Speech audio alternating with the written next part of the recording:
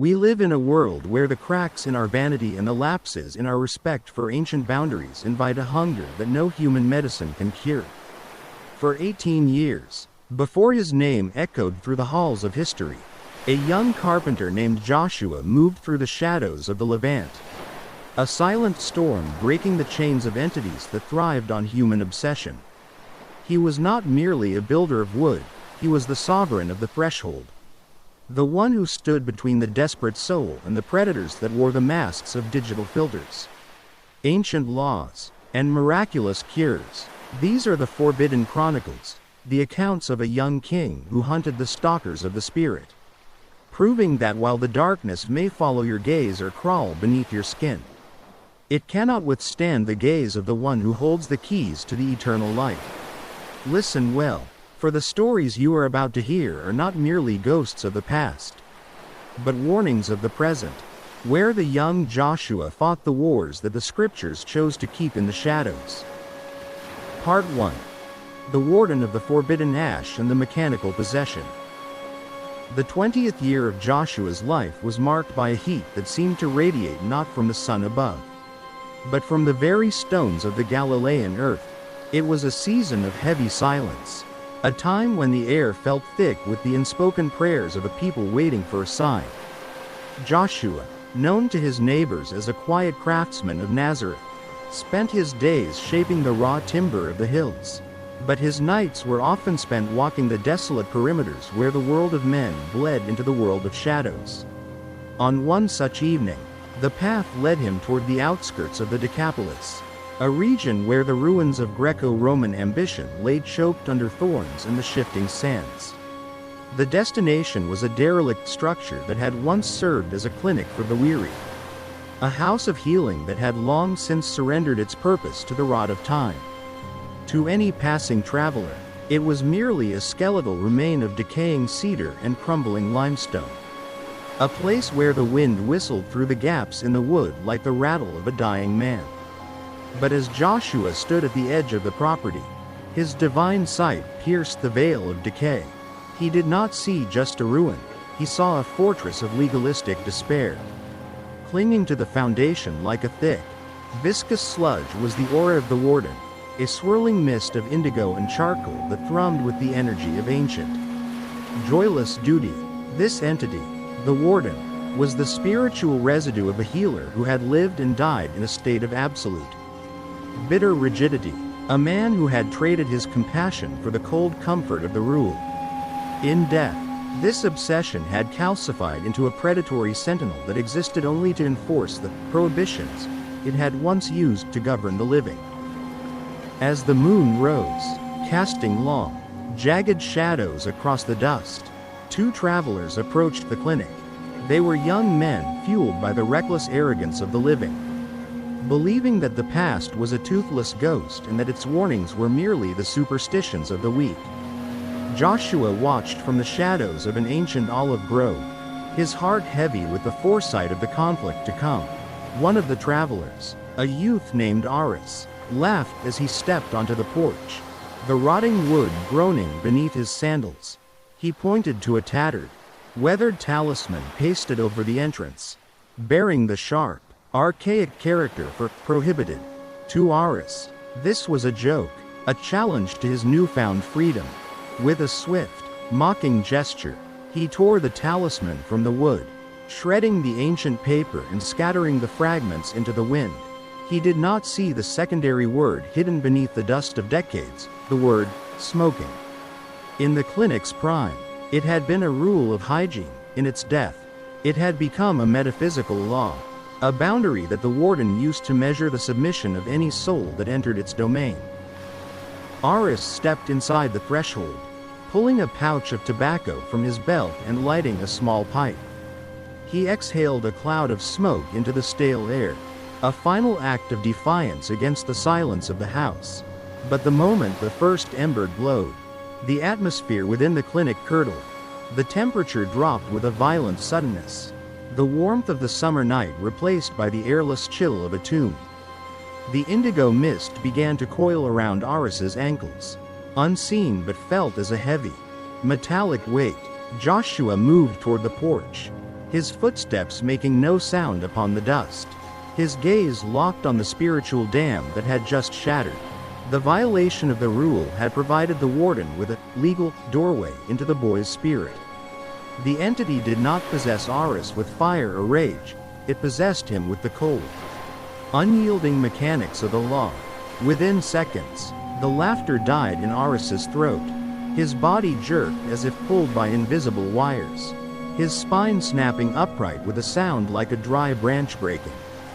His eyes rolled back into his head, leaving only the whites visible, yet they began to glow with a faint, mechanical indigo light.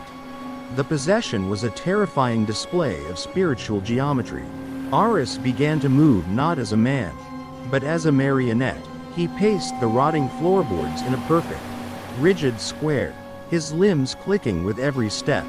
His mouth opened and closed with the rhythmic precision of a wooden nutcracker. And from his lips came a voice that was not his own. It was the sound of grinding stones and ancient, airless runes. Violation detected. The voice chanted, a broken record of spiritual judgment. The rule is eternal. The ash is forbidden. Submission is the only remedy. His friend watched in a state of paralyzed horror as Aris reached for the pipe to drop it, only for his hand to freeze in midair, trembling with a violent force that threatened to shatter his bones. The warden was rewriting Aris's very nervous system, turning his biology into a monument of legalistic obedience. He was being hollowed out, his identity replaced by a no smoking sign of the afterlife, a puppet of the forbidden ash. Joshua stepped through the doorway, and the indigo mist immediately recoiled from him, hissing like steam against ice. The warden felt the presence of a sovereign it could not categorize. Joshua did not raise a weapon, he raised his presence. He walked to the center of the room, his eyes shining with a brilliance that made the shadows scream. You have enforced the letter of the law for centuries. Joshua spoke, and the very foundations of the clinic trembled at the sound. But the law was made for man, and you have turned it into a snare to harvest the souls of the weary. You use the rules of the dead to ensnare the living, forgetting that mercy is the highest law of the Father. The warden, a towering, faceless figure of smoke and jagged glass, manifested behind Aris, its clawed hands resting upon the boy's shoulders. It shrieked in protest, claiming that the boy had sinned and therefore belonged to the ash. Joshua reached out and touched the charred, central pillar of the house. A surge of golden, liquid light erupted from his hand, a radiant fire that did not burn the wood but dissolved the spiritual sludge of the warden. It was the light of grace, the only frequency that could shatter the chains of the legalistic spirit. I am the fulfillment of the law, Joshua proclaimed, his voice expanding until it filled the entire Decapolis. And in the presence of the fulfillment, the shadow of the rule must vanish. The golden light collided with the indigo mist in a spectacular, silent explosion. The warden's form began to crack, the glass within its body shattering into dust as the forbidden character was incinerated by the divine heat. Aris fell to the floor, the pipe shattering into 100 pieces, the mechanical light in his eyes vanishing as the soft, terrified tears of a child returned. Joshua knelt beside the gasping youth, placing a hand on his chest. The warmth of the king flowed through Aris, Tinwa, purifying the spiritual soot that had nearly suffocated his soul. He whispered a gentle command for the boy to go, to walk in the freedom of the truth and to never again play with the boundaries of the unseen world. As the travelers fled into the safety of the night, the clinic itself groaned and surrendered, without the warden's rigid grip to hold its rotting spirit together. The house collapsed into a pile of ash and dust within minutes. Joshua stood alone in the moonlight, the site of the ruin now marked not by a talisman of prohibition, but by the invisible seal of the sovereign. He had mapped the first corridor of the abyss, proving that the King of Light was the only power that could break the mechanical chains of the dead. Part 2. The Grinning Stalker and the Digital Veil of the Accuser. As the years of his silent preparation deepened, Joshua's spirit began to reach across the boundaries of time itself, sensing the evolution of the shadows that would haunt the generations to come. In the quiet of the Galilean nights, while the rest of Nazareth slept under the protective canopy of the stars, Joshua often entered a state of profound prophetic immersion. He saw a world not made of stone and cedar, but of glass and flickering light, a future where humanity would carry portals of infinite information in the palms of their hands. Yet, in this age of enlightenment, the ancient predators had not vanished, they had merely adapted, finding new ways to harvest the essence of human identity through the medium of the image. Joshua witnessed a domestic scene that felt as familiar as a neighbor's hearth. Yet it was permeated by an atmospheric dread that made the air feel like cold oil. A mother, captivated by the novelty of a new device, began to capture the likeness of her son. She laughed, teasing him for his stoic expression, unaware that every click of the shutter was thinning the veil between her living room and the unmapped void of the abyss. Joshua stood as a silent witness within this temporal fracture, his radiant presence casting a shadow that the modern occupants could not see. He watched as the mother's laughter turned to a sharp, jagged scream of terror.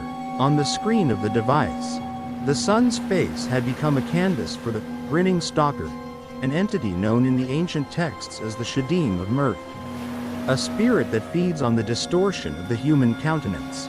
The boy in the physical room remained motionless, his face a mask of confusion, but his digital reflection was a nightmare of biological impossibility. The corners of his mouth were being pulled toward his ears by invisible, spectral hooks, the skin tearing in jagged, bloodless lines to reveal rows of needle-like teeth that did not exist in his mouth. His eyes, once soft and youthful, were wide and bulging, filled with a predatory malice that belonged to a creature that had never known the warmth of the sun. Joshua saw the man in black, standing directly behind the boy, a towering figure whose face was a void of charcoal smoke, save for a pair of eyes that burned with a pale, sickly phosphorescence. The horror intensified as the mother attempted to recapture the image, hoping it was a mere glitch of the sensors. But the grinning stalker only grew more bold. With every second, the son's face in the photograph became more deformed, the eyes growing larger and the smile becoming a cavernous pit of darkness. Suddenly, the boy in the room let out a muffled gasp. He felt it, the unmistakable, crushing weight of cold, rotting fingers pressing against his cheeks. Joshua moved toward the boy, his steps vibrating with the authority of the architect of the universe. He saw the spectral hands of the man in black reaching out from the digital ether, physically prying the boy's jaw open, forcing the living flesh to mimic the demonic joy of the image. The boy was being turned into a living filter, a physical vessel for the stalker's eternal, agonizing mirth. The device in the mother's hand, now fully possessed by the rogue intelligence of the abyss, spoke in a chilling, synthesized version of the mother's own voice. Photography is about smiling happily. Why aren't you smiling for your mother, Joshua? The name stung the air, a direct provocation to the sovereign who stood in the room. Joshua did not hesitate. He reached into the flicker of the screen, his hand passing through the glass as if it were water, and the device let out a shriek of electronic feedback that shattered the nearby windows. Joshua's touch was not one of violence, but of absolute, terrifying purity. He grasped the spiritual threads that connected the man in black to the digital image, and the room was suddenly flooded with a golden, liquid fire that ignored the walls but incinerated the illusions of the abyss. You hide behind the vanity of the image, Joshua proclaimed, his voice a thunder that silenced the synthesized mockery of the device. You seek to steal the face of the Father's children and replace it with your own hollow void. But the image of man is the temple of the living God, and you are but a squatter in the ruins of your own rebellion. The grinning stalker recoiled, its digital form flickering and breaking into static as Joshua's light began to purify the light stream. The entity shrieked, a sound that combined the grinding of hardware with the wailing of 1,000 lost souls. The mother, paralyzed by the sight of her son's face returning to normal, could only watch as the man in black was pulled into the golden vortex Joshua had created. The entity's clear, terrifying face was the last thing to vanish, a face that bore a haunting resemblance to every sin the boy would ever consider. A manifestation of the accuser, who uses our own reflections to condemn us. As the vortex closed, the device fell to the floor, its screen dark and cold. The mother, in a state of shock, believed it to be a harmless glitch, a strange trick of the light that she would later share as a cool filter with her relatives. But the boy knew the truth. He felt the lingering warmth of Joshua's hand on his cheek, a sensation that replaced the icy grip of the stalker. Joshua turned his gaze away from the future and back to the moonlit hills of Nazareth. He knew that the battle for the image would be a long one. A war that would culminate in an age where the soul would be traded for a light, and the heart for a view. He saw that the grinning stalker would return, hiding in the algorithms and the social circles of the modern world, using the same mask of happiness to shroud a deep spiritual rot. But he had left a mark upon the light stream, a digital seal of grace that would protect those who sought the truth behind the reflection. As he walked back toward his father's workshop, Joshua understood that his ministry would not just be about healing the sick and feeding the hungry. It would be about reclaiming the very face of humanity from the predators of the void. The light of the world was no longer just a promise, it was a hunter, and the shadows of the future had been warned. Part 3.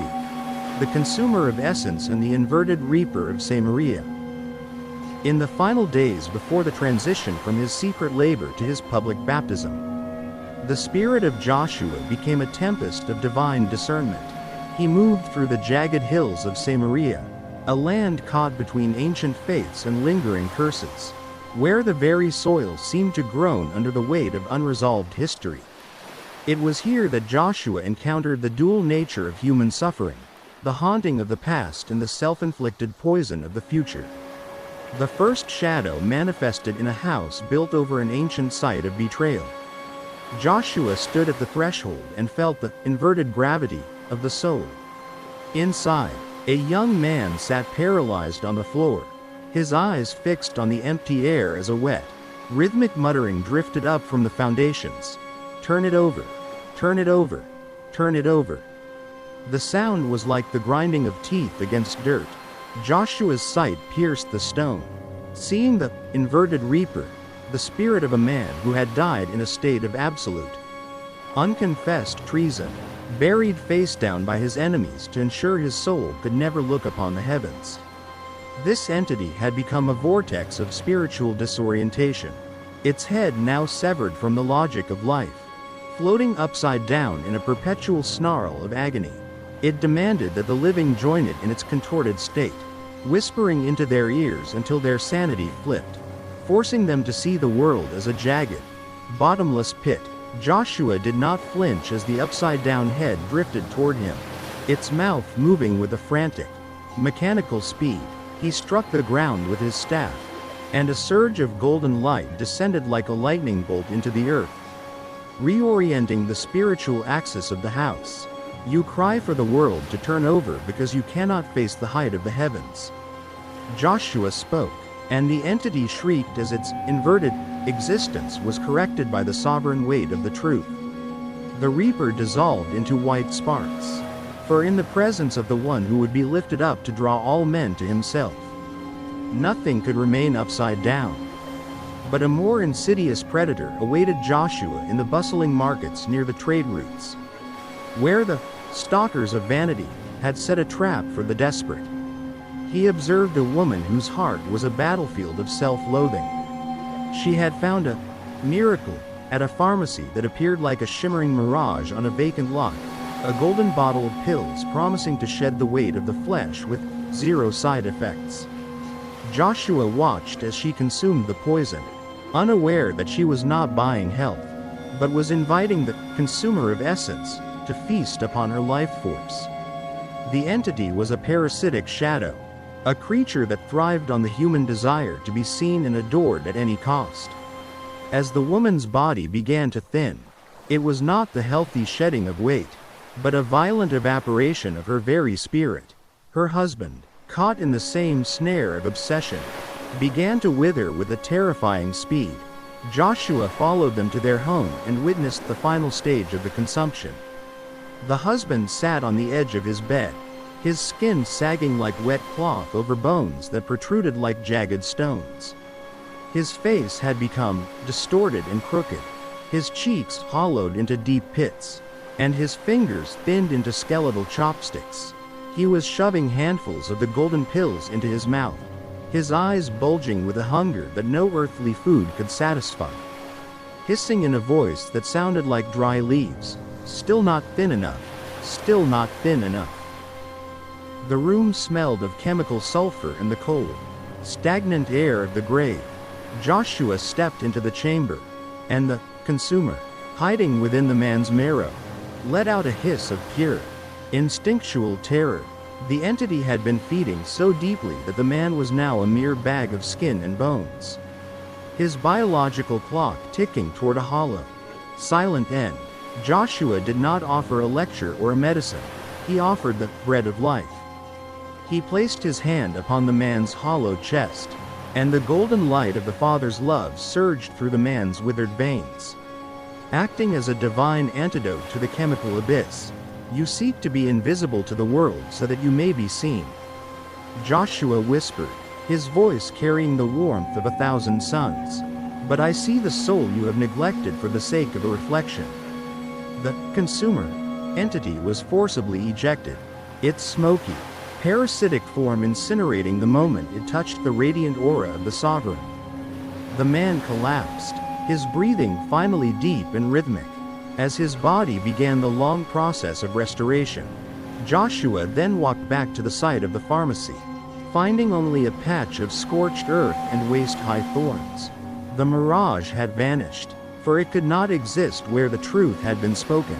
As Joshua turned his face toward the Jordan, the 18 years of silence reached their climax. He had hunted the stalkers in the lenses, the reapers in the dirt, and the consumers in the pills. He was the hunter of the void, the king who had mapped every dark corner of the human experience. And he was finally ready to step into the water to claim his crown. As the 18 years of silence drew to their inevitable close, the atmosphere of the entire Levant began to vibrate with a frequency that the darkness had feared since the foundations of the world. Joshua stood upon the limestone ridges overlooking the Galilee, his hands, calloused by the wood of the earth, now pulsing with the authority of the heavens. He had walked through the unmapped void, mapping the geography of human despair, from the mechanical prisons of legalistic clinics to the digital mirrors of future vanities, and finally to the skeletal hunger of the consumers of essence. He had faced every stalker that sought to claim the soul of man. And in every encounter, the king had remained unyielding. The hunter of the void was no longer preparing, he was perfected. The silence was not an absence of action, but the gathering of a storm. Joshua looked toward the Jordan River, where his cousin John waited, sensing the approach of the one who would turn the world upside down. The shadows of the world recoiled, realizing that the secret war was moving into the daylight. The carpenter was laying down his tools of cedar to take up the keys of death and Hades. As he descended the hill, the golden mist of his aura left a trail across the desert sands, a promise that no matter how deep the darkness of the coming ages, the light had already walked the path and conquered the terrors within it. The transition was complete. The sovereign of the threshold was now the light of the world, and the era of the shadows was at its end.